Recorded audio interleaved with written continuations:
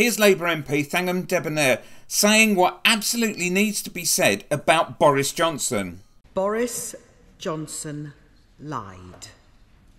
He lied to MPs, he lied to the people of this country, he lied to nurses, doctors, care workers, bus drivers, everyone who was putting their own lives at risk. Now, I'm not sure about you, but during the pandemic I would bump into people who said that they thought Boris was doing a good job.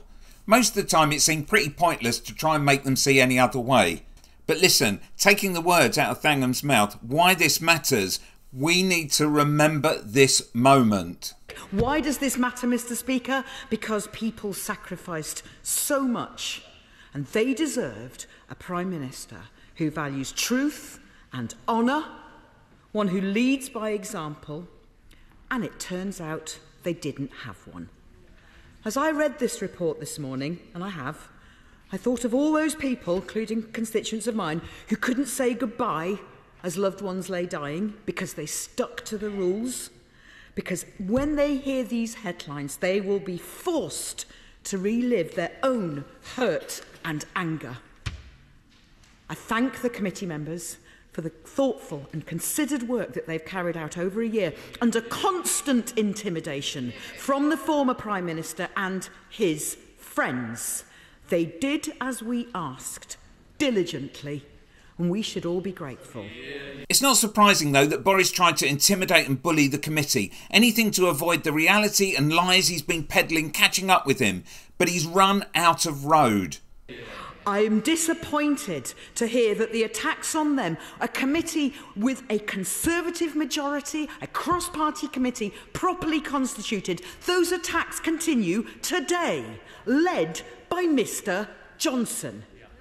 His behaviour is shocking but not surprising. I was shadow leader of the House 2 years ago when he tried to rip up the rules to save his friend Patterson. Hundreds of Tory MPs voted with him, I'm afraid to say, including the current leader of the House. And as we don't know what the motion on Monday will say, I ask her now, can she assure us that there will be no such similar attempt?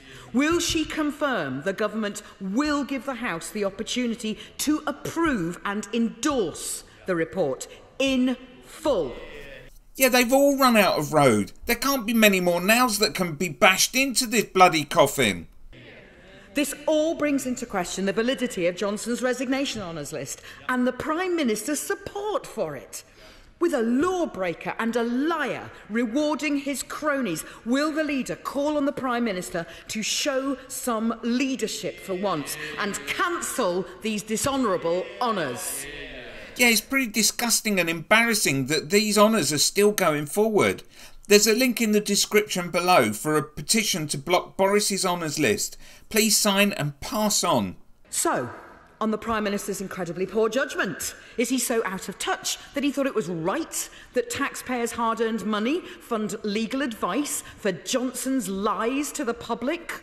A shameful waste of money during a Tory cost of living crisis especially. This was a mess of his making. Does the leader think this was a good use of public money? Will the Prime Minister now demand that Boris Johnson pays back every penny? Now, we will return to this on Monday in full when I will face the Right Honourable Lady again. Whoa, that's fighting talk. And now Thangnam takes on Nadine Dorries. Is she staying? Going? What's going on? But on to a related matter, Madam Deputy Speaker.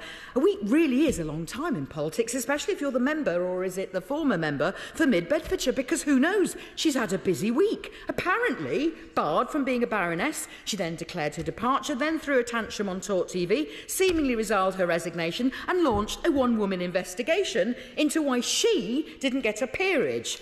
This could now drag on for months, like the guest who outstays their welcome. When conversation has dried up, she said she's off home, she's taking forever to put on her coat, and you know what? She will stay for that last cup of tea after all. Is this really what people can expect from Tory MPs? So could the leader Please clarify, is her colleague resigning or not? Does she agree that the good people of Mid-Bedfordshire actually deserve proper representation from their MP, as do also the people of Uxbridge and South Ruislip, Selby and Ainsley, and people up and down the country who cannot stomach a moment more of this Tory soap opera, with a Prime Minister too busy failing to get a grip on the sleaze and scandal engulfing his own party to focus on the cost of living, on crime, on NHS waiting lists, with so much to do and he can't even fill a full parliamentary day. What is the point of him?